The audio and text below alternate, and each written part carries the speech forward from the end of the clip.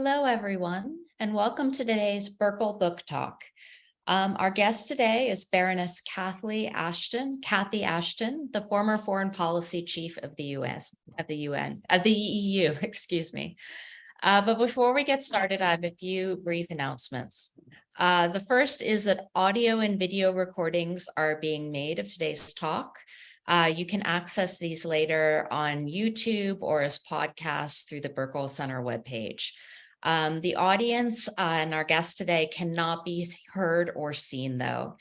If you'd like to ask questions of today's speaker, please submit your questions by typing them out using the Q&A button at the bottom of your screen.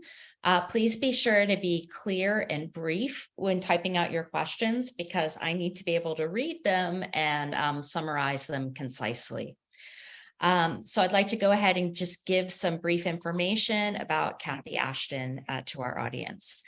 So Cathy was the EU's first High Representative for Foreign Affairs and Security Policy between 2009 and 2014. And that's basically the EU's equivalent of the Secretary of State. That's like the top diplomat of the EU. One of her major accomplishments while serving in that position was she acted on behalf of the EU Security Council to coordinate negotiations that resulted in the nuclear program agreement with Iran. She also served as the EU Commissioner for Trade, as well as serving as a variety of positions in the domestic government of the UK, including serving as a minister in the departments of Education and Justice, as well as being a leader in the House of Lords and president of the Queen's Privy Council. She is also a distinguished fellow at the Woodrow Wilson International Center for Scholars in Washington, D.C., and she's a senior advisor to the Geneva-based organization Humanitarian Dialogue. So I'd like to go ahead and welcome Cathy to join us. And she is going to be giving a brief presentation telling us about her new book, And Then What? Inside Stories of 21st Century Diplomacy. So welcome so much, Cathy. I'm going to go ahead and hand things over to you. Leslie, thank you so much, and welcome to everybody. Thank you so much for joining me on this opportunity to talk to you all at UCLA and beyond. I wanted to really draw out 5 things that I learned from my time in office, which are illustrated by the stories that I tell in the book. The book is a series of incidents, stories, places, times, things that I experienced when I was in the job, and where I hope I'm able to explain to you some of the things that were incredibly important at that time. And so I thought I'd draw out 5 things I've learned and just take you through them today. The first thing to say about anything that we do in the international arena, or indeed that any country considers for the benefit of its people, is that there are no issues that we can solve alone. No matter how big we are as a country, no matter how independent we feel as a country, we need to collaborate to be able to achieve our objectives. If you think about it, the job of governments is to protect and support its citizens, to be able to offer them opportunities, whether that's in education or travel or work, whether that's about keeping them safe from harm, whether that's about building their economy, whether that's about making sure that we have real security for the people who live in our countries. It all requires collaboration to achieve. You need trade deals to build the economy. You need to provide opportunities for people to be able to work, not just at home, but overseas. You need to have embassies across the world to be able to promote your ideas and objectives, but also that people can talk to if they're traveling and need advice and support. You need to collaborate if you're going to achieve what you need to achieve as a nation.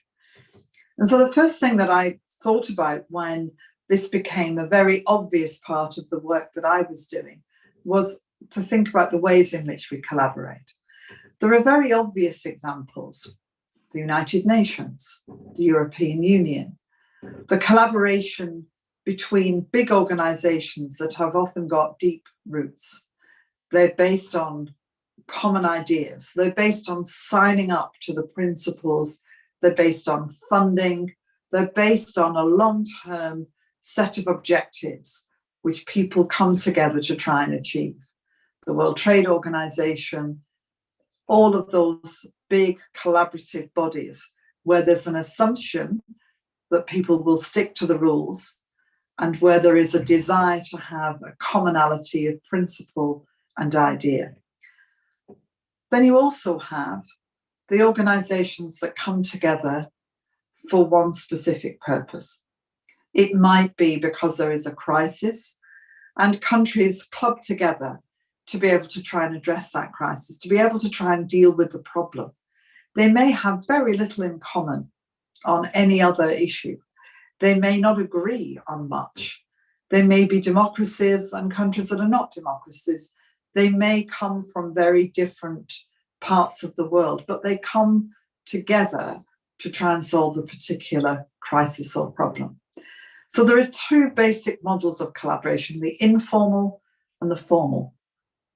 One of the things that I felt by the time I'd finished my 5 years in office was we need to find perhaps additional models of collaboration, ways of working together that bring new opportunities to develop models that are not just one or the other. Probably the best example of that for me was when I led the negotiations on the Iran nuclear program.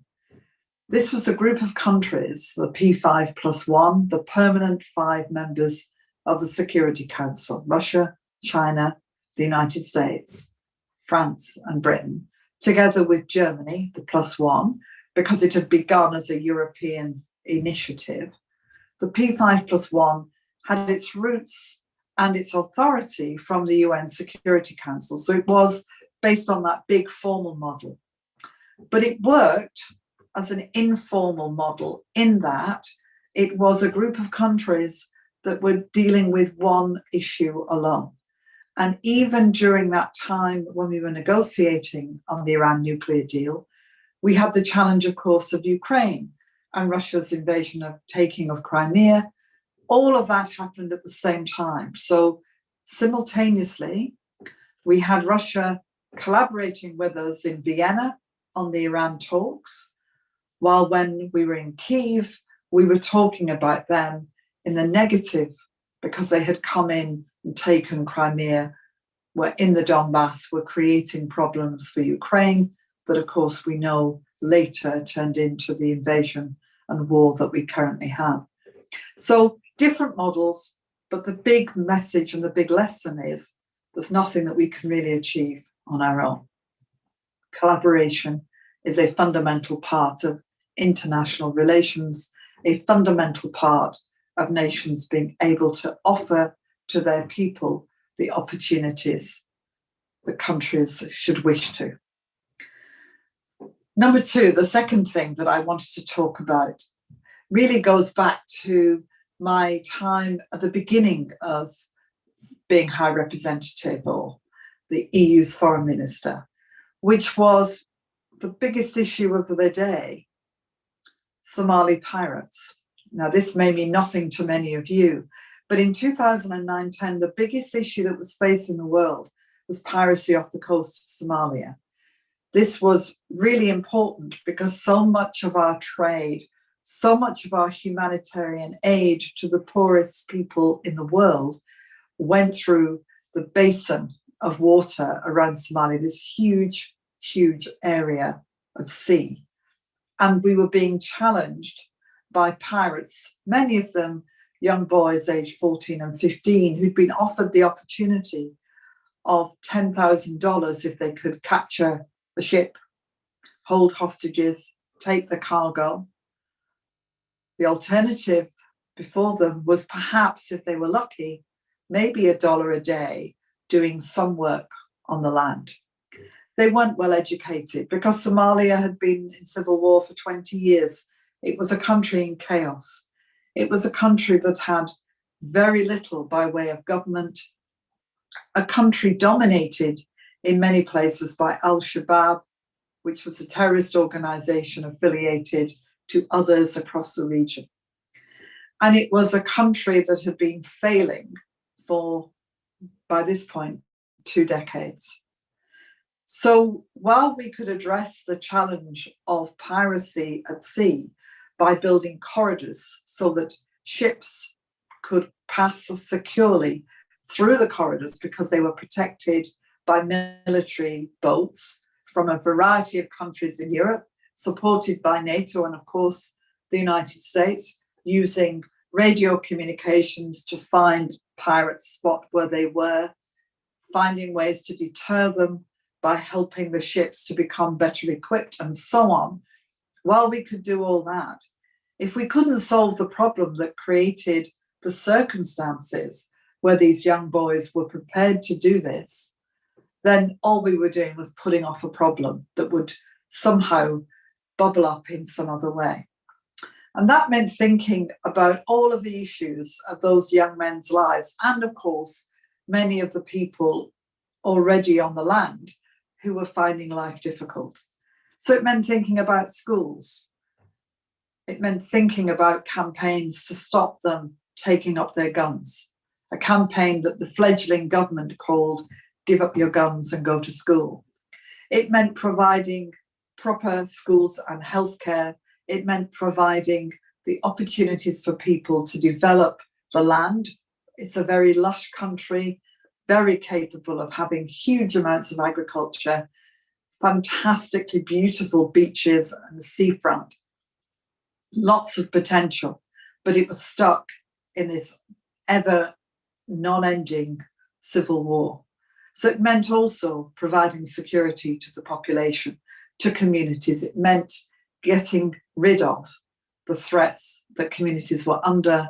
It meant developing a holistic approach, if you like, a comprehensive approach to all of the different issues, a justice system, proper prisons to put the real pirates when they were captured, or the people who were organizing the piracy.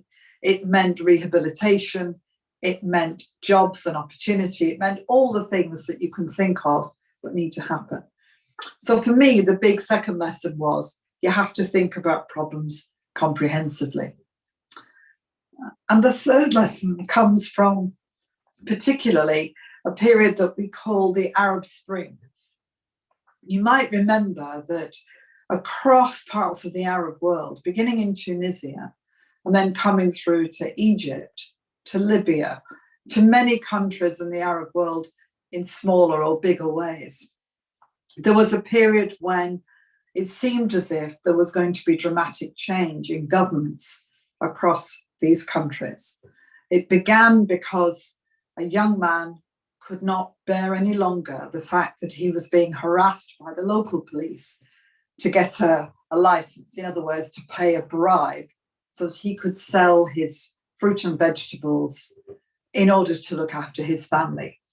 He was called Mohammed Bouazizi, and he was a young man who was looking after a number of his relatives. In the end, he set fire to himself and died some weeks later, and it set off a sort of reaction across a whole part of North Africa from people who felt very strongly that they did not have economic opportunity and that they were governed by people who had not got their best interests at heart. They were interested only in themselves. There was corruption and so on. And after the wave, when you had the removal of the presidents in Tunisia and Egypt and the end of Gaddafi in Libya,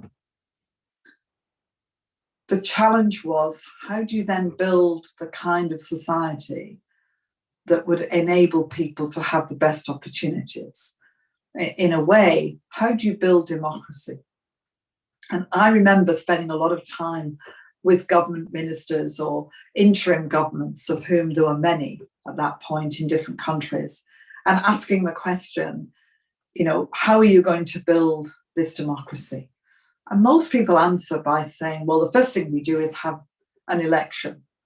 And elections are really important, but they're the cherry on the icing on the cake in terms of all the things that make a democracy.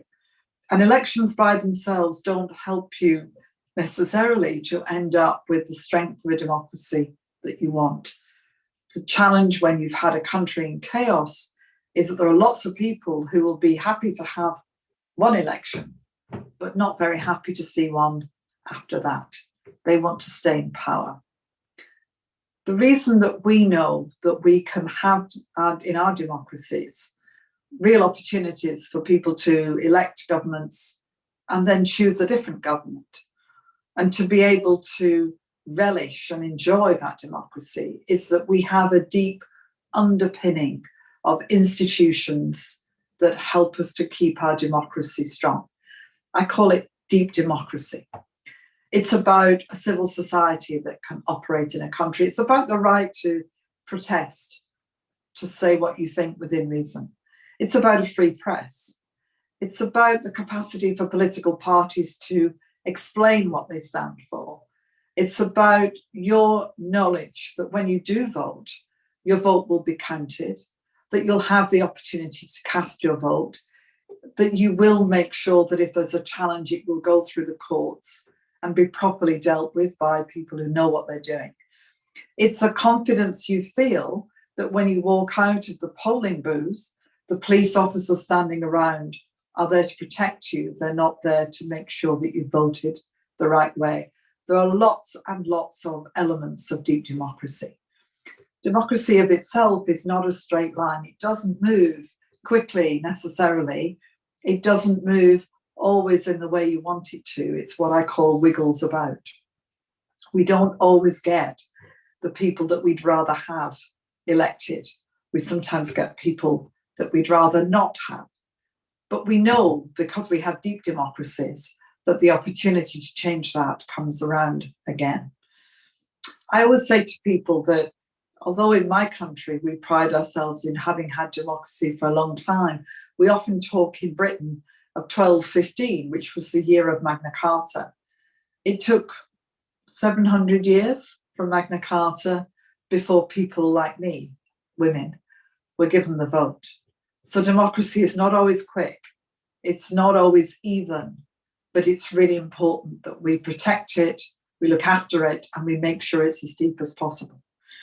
And so my third point is we need to make sure that as we go forward, we have deep democracy, we look after it, we nurture it, we protect it, and we support countries that are looking for a democratic future, in not just to have the election, important though it is, but also to build the institutional framework that will enable them to make sure their democracy is deep.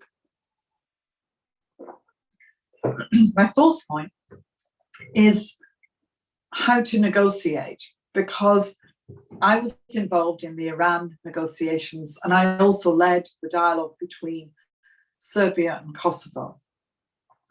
And I was involved in negotiations around the Ukraine crisis at the beginning, in Egypt and elsewhere in the world. So I've been successful and unsuccessful. But I learned lots of things about negotiation, a couple of which I just wanted to share with you. It's the case that at the end of crises, even if you have a full victory, the end of wars, the end of problems is very rarely clear cut. There are ragged edges, there are things to be sorted out.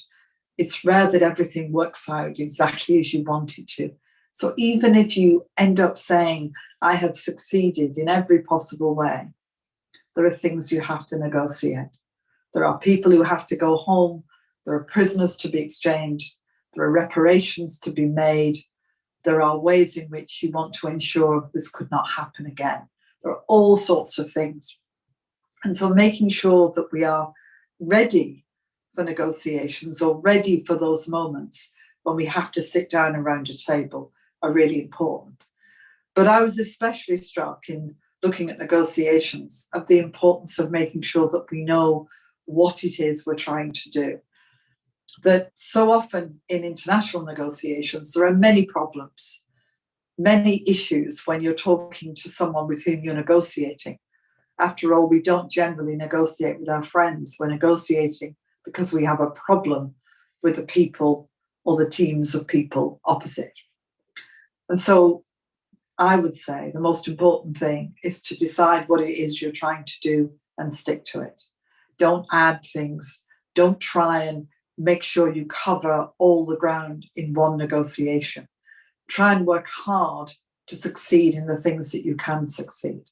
So the Serbia-Kosovo discussions, the Brussels Agreement, as it's called, doesn't resolve the fundamental and core issue of the recognition of Kosovo by Serbia, but it does seek to deal with the issues that were most prominent at the time, which was how to make sure that people could live a more settled life.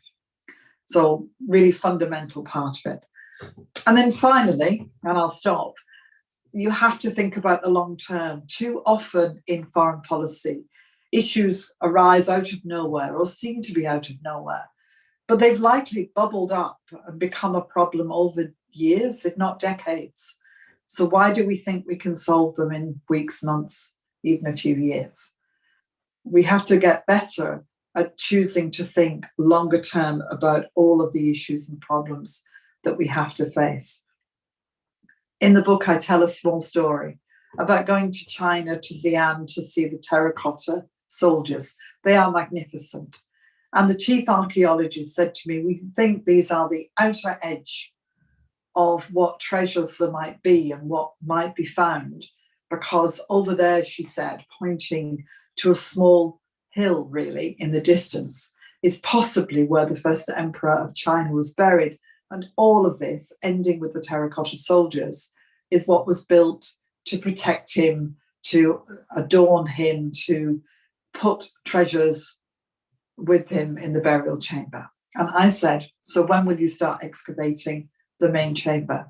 And she said, in about 50 years. And it struck me that we don't always think, in order to get from here, the outer ring, to the heart of this, we have to be prepared to spend the time and energy and be patient and do it bit by bit. And it felt to me that this was something that applied to how we think about foreign policy. Because problems don't solve themselves. If you leave them alone and don't deal with them, they rarely disappear. They often become worse. They certainly don't really get better. They freeze, they change, and people's lives are not really helped because the problems still remain. They come out of nowhere when you're not looking. Earthquakes and tsunamis, places like Haiti and Japan that I visited and saw the effects of what happened with earthquake and tsunami, out of nowhere. And yet the resolution, the trying to solve the issues that come from them, can take an awfully long time. So being prepared for the drip, drip, drip of diplomacy, being prepared to stick the course, being prepared to think much longer term than we do about how we address the problems.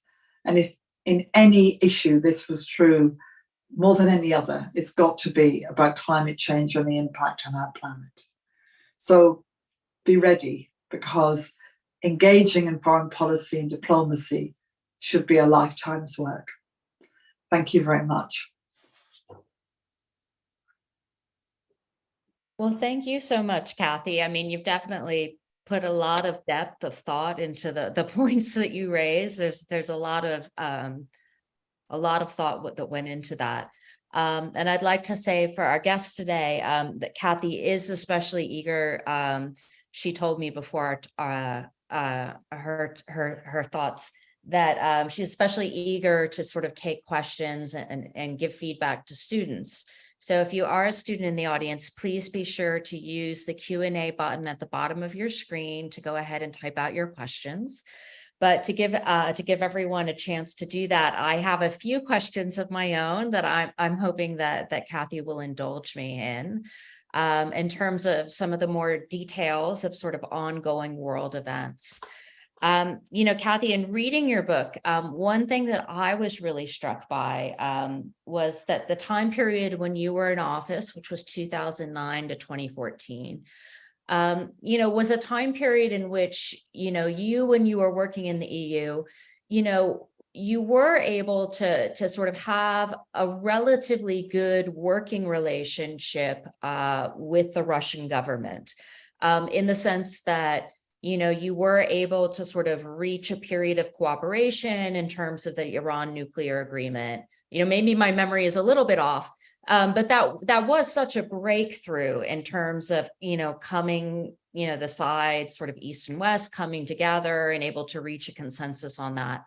I think it was an agreement that no one really thought was possible at the time, and you helped make it happen. And now in 2023, we see this huge war going on. Many of us sort of fear it has the possibility to become a world war. And I guess I was wondering if you had any insights into why that relationship with Russia has changed so dramatically, or has it not changed so dramatically? I mean, what are your insights into why things seem so different 10 years later? It's a really good question, Leslie. And I think I would say probably that it wasn't that things were not obvious 10 years ago, in the sense that although we could work very well with Russia on Iran, it was because we shared a common interest. It was the classic informal group, if you like. But there were lots of issues that were of concern. So, for example, when I was engaged in the Serbia-Kosovo dialogue, we knew that Russia was not very happy that Serbia and Kosovo might reach some kind of agreement. And they did put a lot of pressure on Serbia in particular. We realized during the Iran negotiations that Russia was putting pressure on Ukraine not to sign what was a sort of trade plus agreement with the EU. And of course, they had already taken parts of Georgia, Abkhazia and South Ossetia. We had barbed wire across bits of Georgia. We had an EU monitoring mission monitoring what the Russians were doing there. We had issues in Moldova with Transnistria. So there was a sort of sense that we knew there were big problems with Russia, but we were hopeful that, first of all, we could compartmentalize and at least resolve the Iran negotiation deal, which we did, and that there would be ways to try and make Russia much more capable and willing to be collaborating with us on things where there was common ground. But I wouldn't say that we were kind of thinking that Russia had somehow dramatically changed and was dramatically different. I know that people look back and say, well, we should have done more. And there are lots of ways in which you can look back and say, well, maybe. But actually, we had this sort of two-way relationship, one where Russia was a collaborator and the other where Russia was very definitely not. Okay. Do you think it was just an issue of like military capacity, that Russia always had that strength of opposition and it just needed the 10 years to build up the capacity to take action on its feelings? Because I mean, it's interesting that Putin now sort of harkens back to Kosovo as being such a pivotal moment, right? And yet 10 years ago it happened, right? That 10 years ago it didn't push all the way through in such a dramatic way. No? Well, Russia talks about Kosovo's declaration of independence as a justification for what it did in Crimea. The two are entirely different. This was a place that used self-determination to decide it was a nation state. And in Crimea, Russia took it. So they're not the same thing. I think what you saw at the beginning of the Ukraine crisis, way back in 2014, was that the Russians thought that if they could stop the agreement with the EU, and you then had a situation where Ukraine would look to Russia as its most obvious ally. And what's happened over the time is that Russia is determined that it's not going to lose Ukraine to the West, whether that is because some people in Russia think that Ukraine has always been part of Russia, or Mhm. people think it should look and be closest to Russia. For Mhm. President Putin and for people around him, the idea that Ukraine might look to the West, might want a different future, is Mhm. inconceivable and incomprehensible. And they are, from their perspective, quite determined to make sure it cannot happen. So they've, over time, moved from saying, well, we'll just have, places in Ukraine that mean that we've got control, which effectively has been the way Russia has behaved in the past, to put wedges into countries. So Mhm. those countries can't join things because they've got a wedge inside that Mhm. makes it impossible for the country to do the things it wants to do. They've Nice. moved on in Ukraine from that to saying, no, this is much more straightforward. Ukraine either has a government that is going to be very pro-Russian, or we're going to take Ukraine back into our control. And the excuse they use is that it's been taken over by some right-wing group of people who are taking it in the wrong direction. Yeah. Okay. Another sort of contemporary issue I was hoping you could speak a bit to is sort of the EU's changing relationship with China. Another similar issue in which we see a quite adversarial view of China nowadays in 2023. And it was a bit striking in reading your book, how little discussion there was of China. And my perception, perhaps it was wrong, is that during the time that you were serving in the EU in your foreign policy role, is that China wasn't viewed as sort of a major adversary at the time. Is that correct? I chose the stories to fit, in a sense, some of the issues I wanted to explore. Oh, okay. So that was more of the, I could have written another book. Another that book. would have Okay. lots of things, and I haven't written another book, but I could Okay. write another book with some of those stories in it. So I certainly visited China quite a lot, and we worked with the Chinese again on the Iran negotiations. But I Okay. think your point is a good one, which is that there is a changing nature of the perception and view of China. In my own country, 10 years ago, it was the golden age. Yeah. And then it went to the ice age. And investment. Yeah. Right. And then it went to, oh, no, we can't be anywhere near China. And I think if you extrapolate that and think about the EU, my experience of discussions on China was that there was a variety of different views about China. China was incredibly important economically, especially during the financial crisis in the EU, 2008-9. Yeah. China played a big part in economic growth, and we were much more interconnected in terms of support from China for what was happening in Europe. So a lot of countries were very reluctant to see China in any other way as than an ally or as a country they could rely on in those economically difficult times. That prevented, in a sense, what you might call a more balanced view. And I think where the EU is kind of coming out is recognizing there is a strong economic connection to China, and it's very important to Europe, but there are also many issues of great concern that need to be addressed. And so I think you're seeing Europe work through that to come up with a common position. Okay. So I'm going to turn to some of the questions from the audience. And as always, I hope that you will feel comfortable saying no comment. I recognize that you are a public figure and that perhaps there are certain things you can't comment on, or it might be inappropriate to comment on. So please feel comfortable if you have to.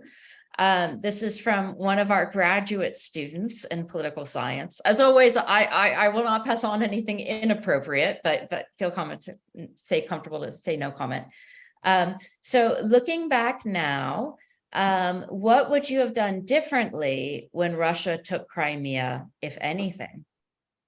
It's a really excellent question, because as you can imagine, after things happened nearly 2 years ago now, with the beginning of the war and the invasion by Russia, we all look back and said, what should we have done differently? Yeah. And you have to remember that there are a limited number of things that can be done. you can decide that you're going to fight, put boots on the ground, as it's often said.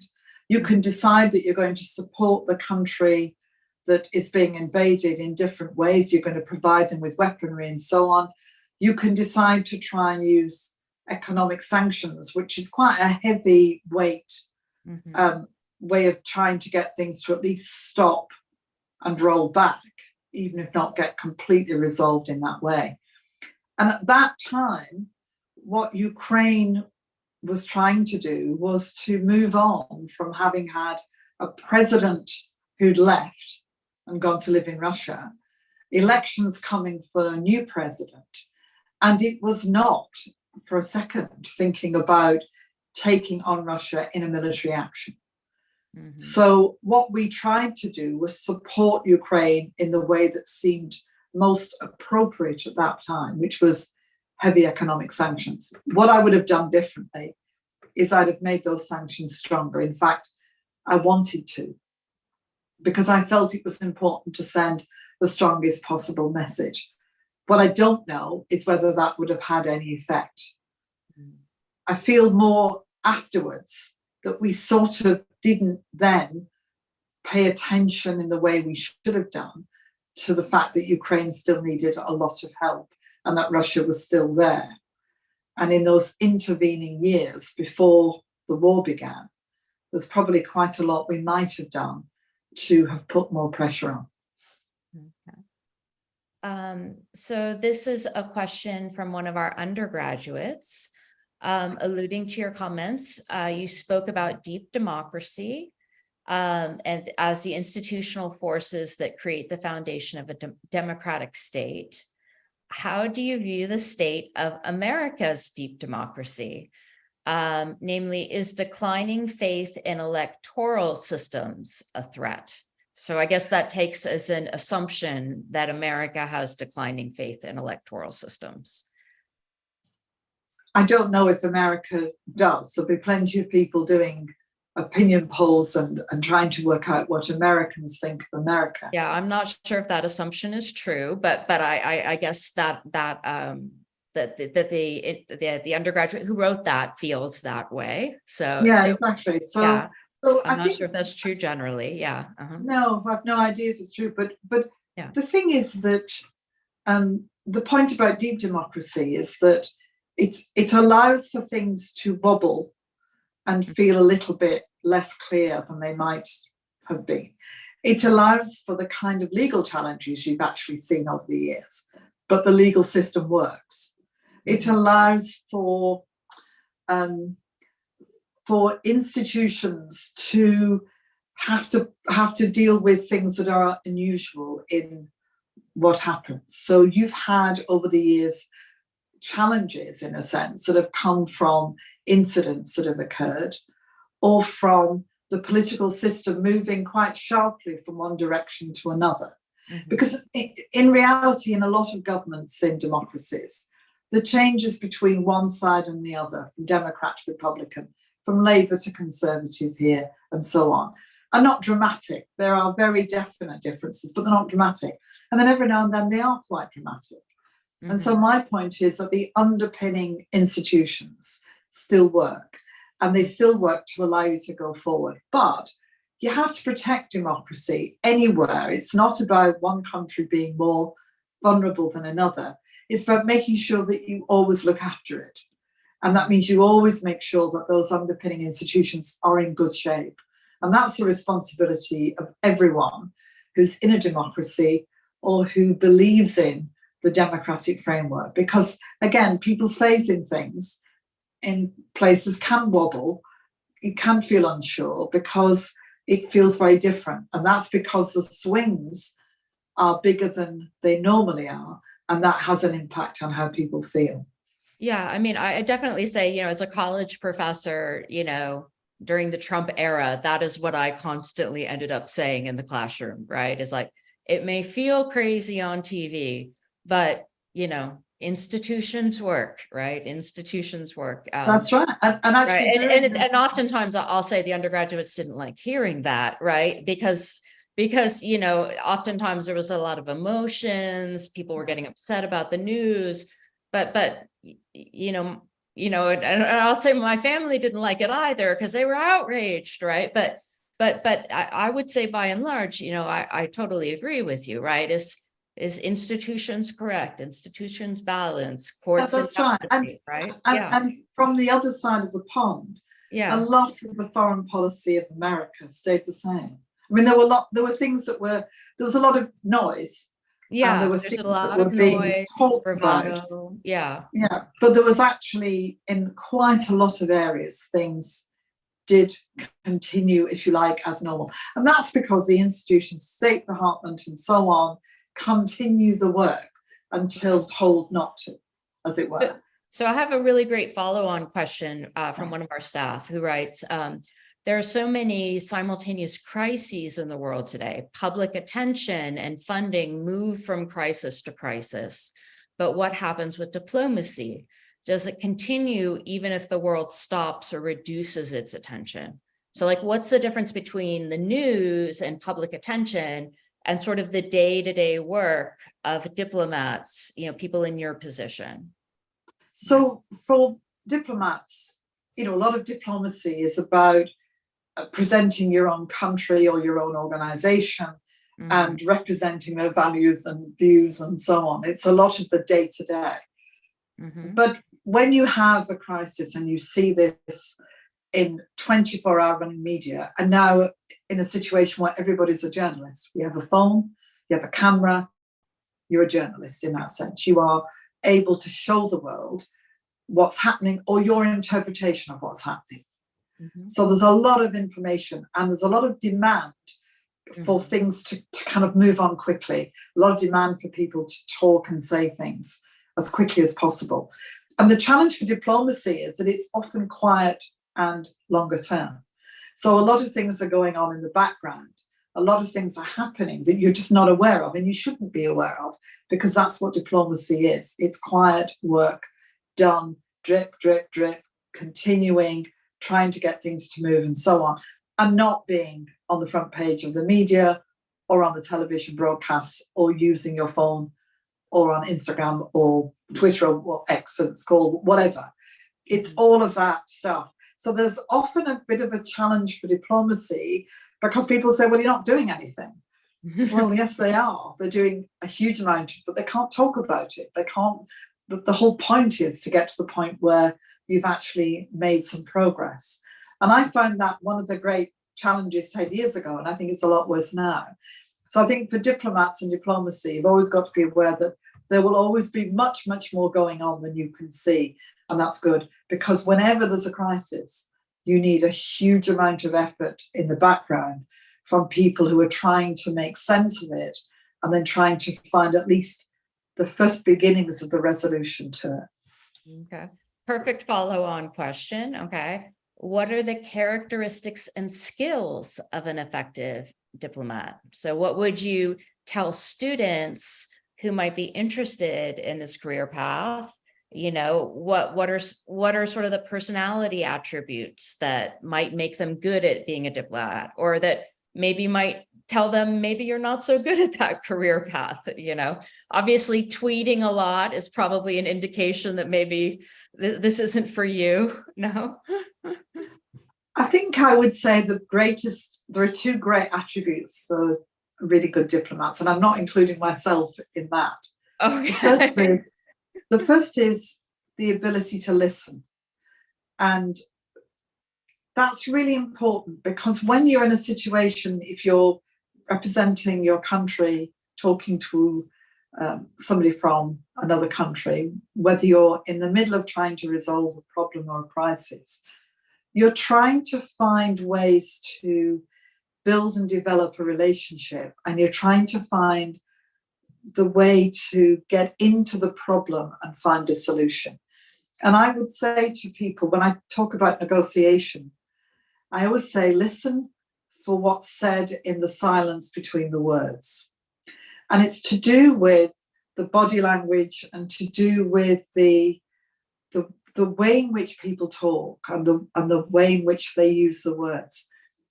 Very simply, if you go into a room with two of your roommates or your friends and they've had an argument, You know before they say anything by the way they sit and what they're not saying.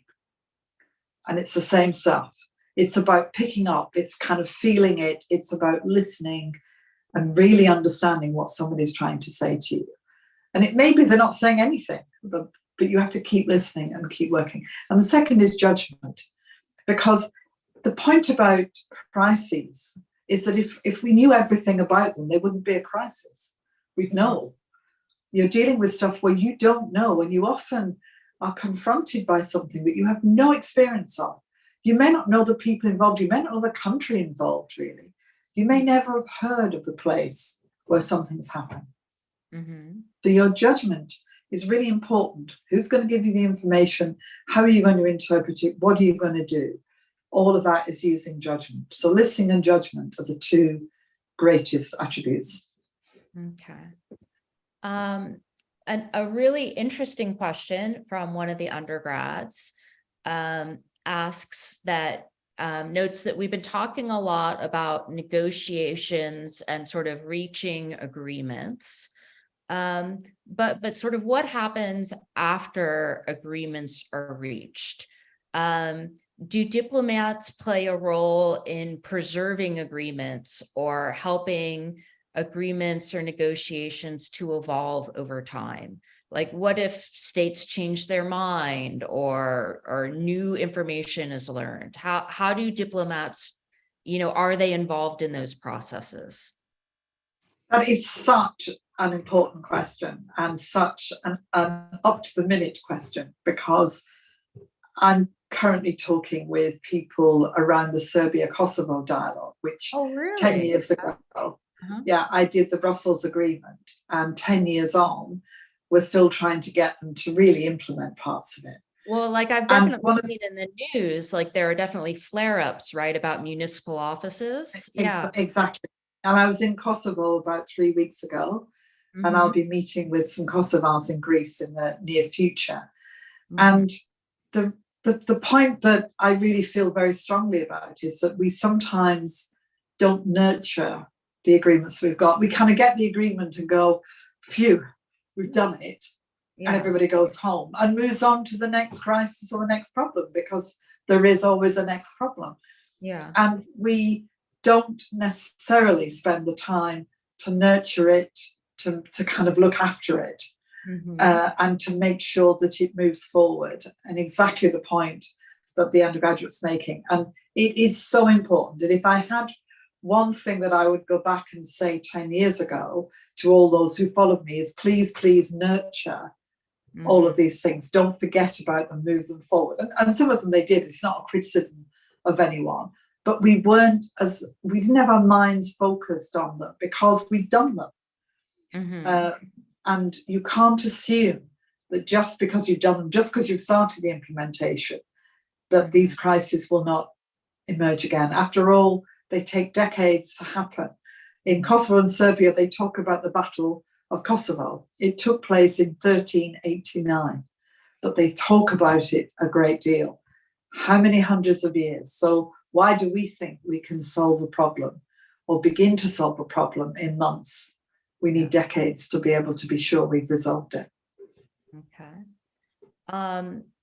One of the graduate students wrote in with a question that's a little bit abstract, but I think she's trying to get you to tackle something a little bit more substantive, which is, what do you recommend in situations where it feels as though the negotiation is extremely small?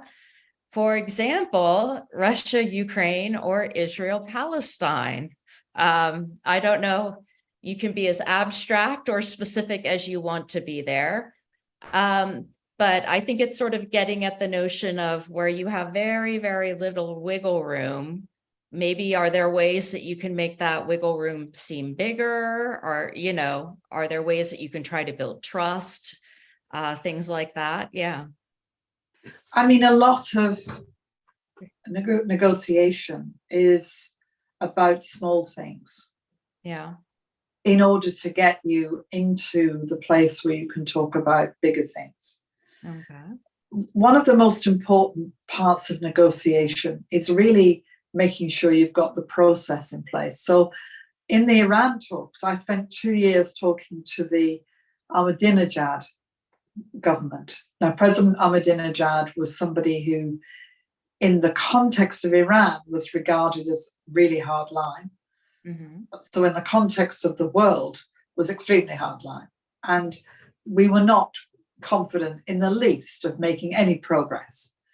But what we were able to do was develop a process where we could talk about small things, we could talk about issues. We knew how to talk to each other. We had a way of doing it. We had a way of talking about technical issues and so on. So when the government changed and we moved to a government that wanted to negotiate, all of that was in place. We knew where to go, we knew how to talk, we knew what the subjects were, and so on.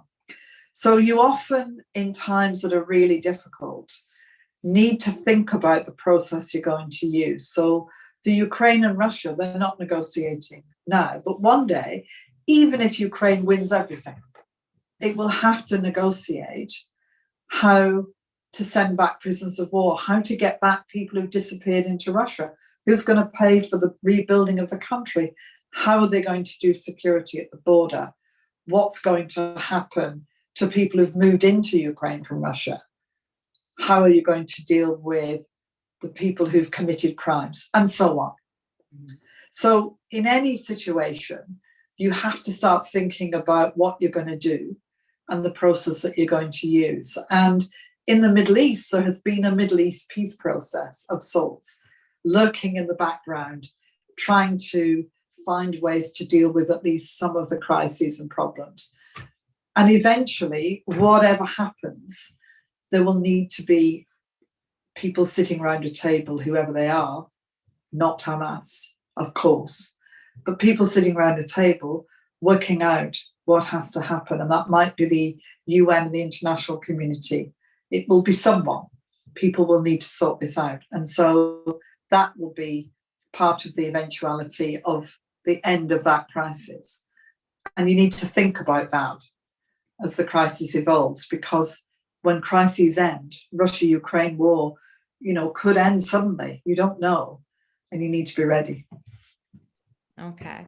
So we only have a few minutes left. So I think as our final question, I'll take an undergraduate question. This is a nice one to end on. It says, in your career, what moments or situations have left the biggest impression on you? And what have you learned or wish for future diplomats, students to learn from those moments? Wonderful question. Yeah, I think very big too. Yeah. It is. So for me, the moments that I always think about are when you are standing in the middle of a square where people have realized that they can have a better life. When you meet people who've come out of prison where they've been kept for a long time, and where you see the spirit of humanity at work. People want what you want. They want a decent life. They want to feel safe and secure. They want their children to grow up and have an education and a job. They want to live somewhere reasonably nice. They want food on the table. They want to have fun with their friends. They want to walk out of their front door and not be scared. All of the same things. And it is the universality that everywhere I went in the over 100 countries I visited, I met people who wanted the same thing and who were prepared to risk everything to try and get it. So for me, those magical moments are just standing with people who, with their families, could stand in Maidan in the freezing cold and say, we want an agreement with the EU because we want to move forward. Or could stand in Tahrir Square and say, we want better democracy. All of those things. Well, thank you so much, Kathy. Thanks to our audience for joining us today, as well as to our wonderful speaker. Just to reiterate, for those of you who are interested in learning more about Kathy's career experiences, as well as her really interesting stories of diplomacy, the book title is And Then What? Inside Stories of the 21st Century Diplomacy. We posted a link in the chat about where you can buy it. You can also buy it from, major bookstores in, brick and mortar as well as online. And it was really a delight to hear your stories. I'm sure that the students in the audience very much value hearing your wonderful advice about how to build careers in diplomacy. To our audience members, we have lots of wonderful events coming up, both online and in person. Please go to the Burkle Center webpage to learn more, and you can also subscribe to our email newsletters. Goodbye, everyone, and I look forward to seeing you all soon. Bye-bye.